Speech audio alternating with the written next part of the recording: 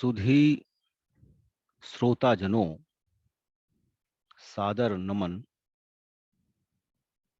माँ भगवती वाग्देवी की असीम अनुकंपा से गोस्वामी जी द्वारा रचित श्री रामचरितमानस के कतिपय व्यवहारिक प्रसंगों पर श्रृंखलाबद्ध रूप में अपना मंतव्य प्रस्तुत करने के लिए आप सबके समक्ष समुपस्थित हूं। यह भक्तवत्सल प्रभु श्री राम की अनन्य भक्ति है, अनंत कृपा है कि आज मानस के कतिपय प्रसंगों की व्याख्या करने का मुझे सुअवसर प्राप्त हुआ है। गोस्वामी जी महाराज ने इस महाग्रंथ में धार्मिक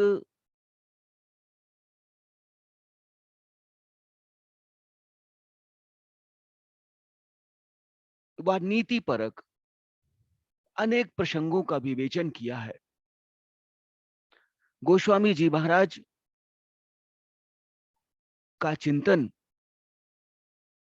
समाज, राष्ट्र और यहां तक कि समस्त विश्व के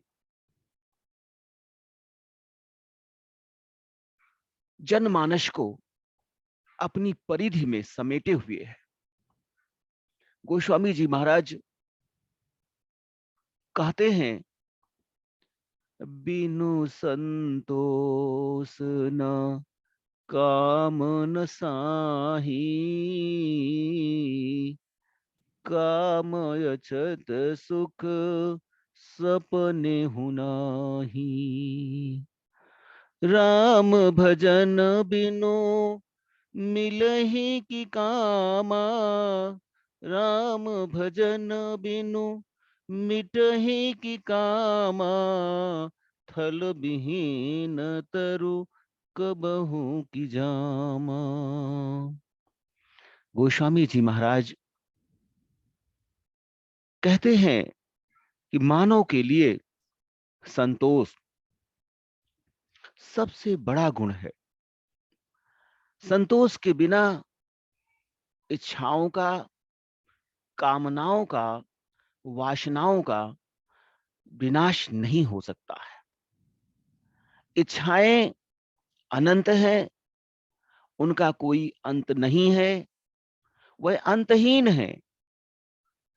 एक इच्छा के पूर्ण हो जाने पर दूसरी अनेकों इच्छाओं का जन्म मन में होता रहता है।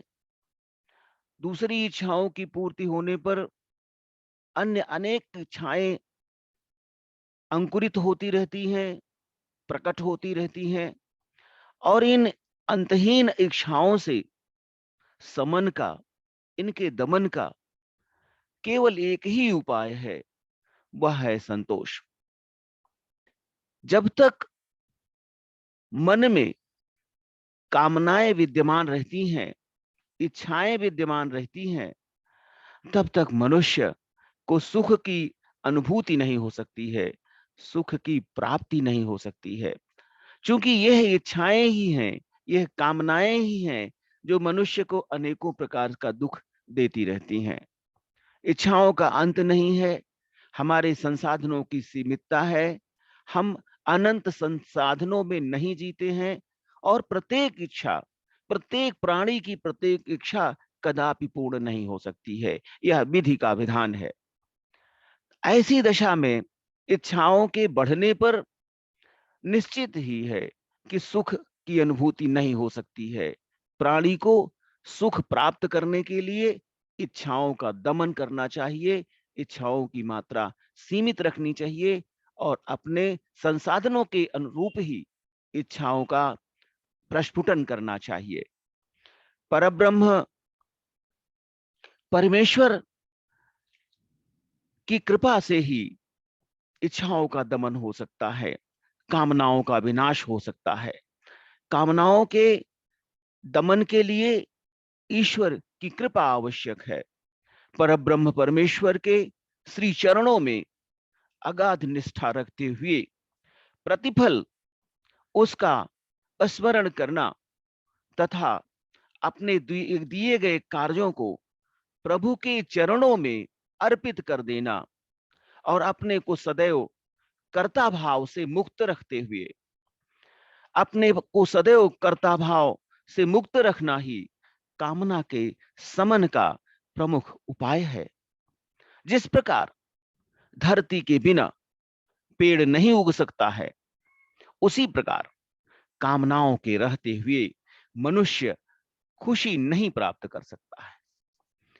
बिनु विज्ञान की समता आवई, को अवकाश की नभ बिनु पावई। श्रद्धा बिना धर्म नहीं होई, बिनु मही गंध की पावई कोई। तत्व ज्ञान के अभाव में समत्व नहीं आ सकता है, समभाव नहीं आ सकता है। ईश्वर के तत्व ज्ञान रूपी गूढ़ दर्शन को जानकर ही प्राणी हानि लाभ, जीवन मरण, सुख दुख, जय पराजय इत्यादि अवस्था में समता का भाव रख सकता है, समत्व का भाव रख सकता है। जिस प्रकार आकाश अंतहीन है, आकाश का अंत नहीं है, इस अनंत आकाश के अभाव में ब्रह्मांड के रहस्य को कैसे समझा जा सकता है? यदि यह अनंत आकाश न होता तो हम ब्रह्मांड के अनेकों रहस्यों को कैसे समझ पाते? उसी प्रकार धर्म के आचरण का पर्याय श्रद्धा है। श्रद्धा के अभाव में किसी भी धर्म के प्रति आस्था नहीं हो सकती है। धर्म अनवरत आस्था का विषय है। आस्थाहीन व्यक्ति धर्म के प्रति कभी भी एक निष्ठ नहीं हो सकता है। धर्मनिष्ठ होने के लिए प्रत्येक मनुष्य में उस धर्म के प्रति आस्था का होना परम आवश्यक है। उसी प्रकार से पृथ्वी तत्व के अभाव में किसी भी प्रकार की गंध की अनुभूति नहीं की जा सकती है। पृथ्वी ही वो तत्व है, मिट्टी ही वो तत्व है, धरती ही वो तत्व है जो गंध की प्रमुख सृजन करता है।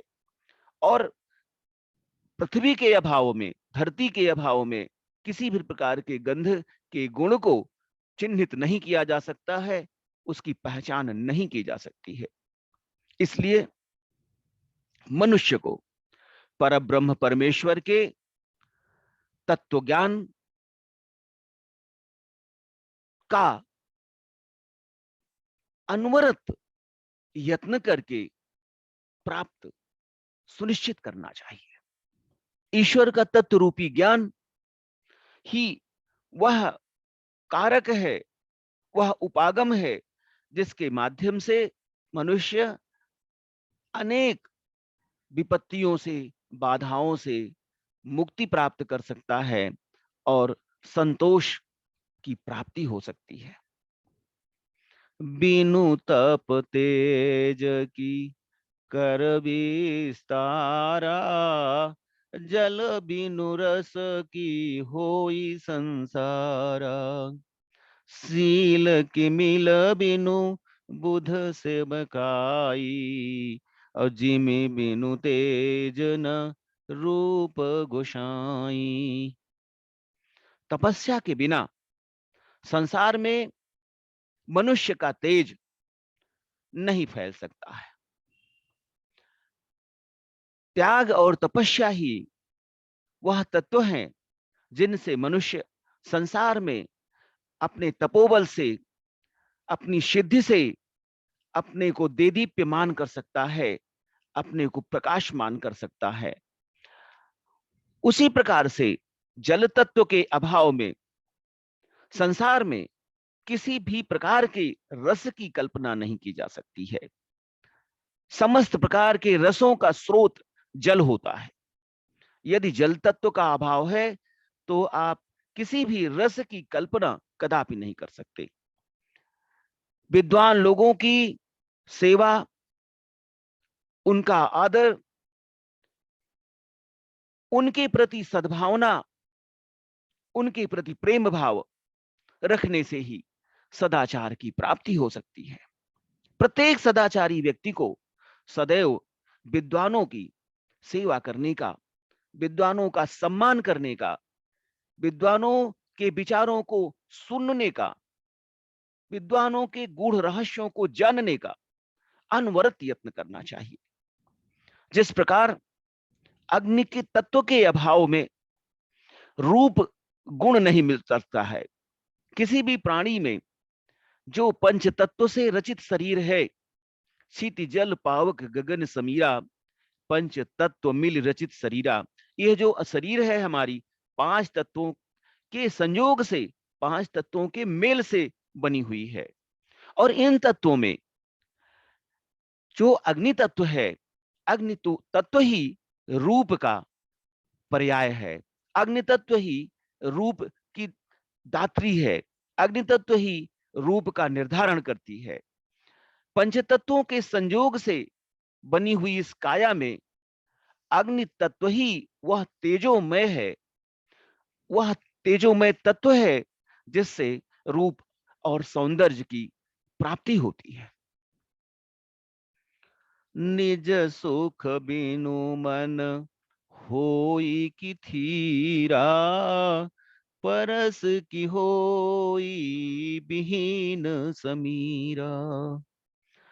कवनिब सिद्धि की बिनु विश्वासा, अब बिनु हर भजन न भव भय नासा। आनंद, मनुष्य के जीवन में आनंद सर्व प्रमुख वस्तु है। यदि मनुष्य अपने जीवन में आनंद की अनुभूति करता है तो उसे मन को स्थिर रखने में किसी भी प्रकार की बाधा नहीं होगी। स्वयं के आनंद के अभाव में मन स्थिर नहीं रह सकता है। आत्मा के आनंद की अनुभूति ही मन की स्थिरता का कारण होती है। दुखी प्राणी का मन अनवरत चलायमान रहता है। दुखी प्राणी कभी भी अपने मन को, अपने चित्त को स्थिर नहीं रख पाता है। स्पर्श की अनुभूति वायु तत्व के कारण होती है। विश्वास के बिना किसी भी प्रकार की सिद्धि नहीं प्राप्त की जा सकती है। उस परब्रह्म परमेश्वर की प्रार्थना करते हुए, आराधना करते हुए, उसका गुणगान करने से ही प्राणी को जन्म और मृत्यु के भय से मुक्ति प्राप्त हो सकती है। मनुष्य योनि में जन्म बड़े भाग्य का विषय है। अनेकों जन्मों के पुण्य उदित होने पर मनुष्य जन्म की प्राप्ति होती है। इस मानव योनि में आकर मनुष्य के लिए दो मार्ग खुलते हैं। पहला मार्ग, मनुष्य अपने सत्कर्मों से, अपने सच्चरित्रता से, अपने आचार विचार से प्रभु की कृपा प्राप्त करके जन्म मरण के बंधन से मुक्ति पाले, प्रभु के कमलवत चरणों में एकाकार हो जाए और आवागमन से के बंधन से अनवरत के लिए, सदैव के लिए मुक्ति पाले, अर्थात मोक्ष पाले। मोक्ष के द्वार उसके लिए खुल जाए। दूसरा, वह मनुष्य जन्म पाने के उपरांत अपने बुरे कर्मों से पुनः उन्हीं 84 लाख योनियों में भटकने के लिए, भ्रमण करने के लिए चला जाए। यही विधि का विधान है, यही अटल सत्य है, यही विधि की व्यवस्था है। अतः मनुष्य को अपने सत्कर्मों से मोक्ष का मार्ग खोजने का यत्न करना चाहिए। मनुष्य कर्ता नहीं है, मनुष्य निमित्त मात्र है। उस परब्रह्म परमेश्वर की इच्छा से, उस परब्रह्म परमेश्वर की आकांक्षा से यह संपूर्ण ब्रह्मांड चलायमान है। इस संसार में हर प्राणी समान है, हर प्राणी को जीने का अधिकार है। कोई भी प्राणी किसी भी प्राणी के मृत्यु का कारक नहीं बन सकता है। जीवन और मृत्यु उस परब्रह्म परमेश्वर के अधीन है, उस विधाता के अधीन है, जिसने इस संपूर्ण संसार की रचना की है, जिसने इस संपूर्ण संसार की सृष्टि की है। और इस संसार में विविध प्रकार के पशु पक्षी, मानव दानव देव गंधर्व, वनस्पतियां सब जीने के लिए, अपनी आयु पूर्ण करने के लिए ही हैं। अकारण ही किसी को दंड देना, किसी को दुख देना, किसी को पीड़ा देना या किसी को मृत्यु के आगोश में डाल देना, यह धर्म का विषय नहीं है। अतः हम समभाव रखते हुए, जीवन के प्रति सकारात्मक चिंतन रखते हुए सदैव इस बात का यत्न करें कि हमें सदाचार की प्रवृत्ति जागृत हो, हमें ईश्वर की भक्ति, ईश्वर की आराधना की कामना जागृत हो, और सदैव ईश्वर के प्रति एक निष्ठ रखते हुए अपने कर्मों को उसके श्री चरणों में अर्पित करते हुए प्रभु का स्मरण करना चाहिए और यत्न करना चाहिए कि हमारे शरीर से, मन से, भावना से किसी का अहित न हो, किसी का कष्ट न हो और किसी को कदापि दुख न हो। क्योंकि संपूर्ण प्राणी समान है और इस संसार में रहने, जीने और खाने का सबको समान अधिकार है।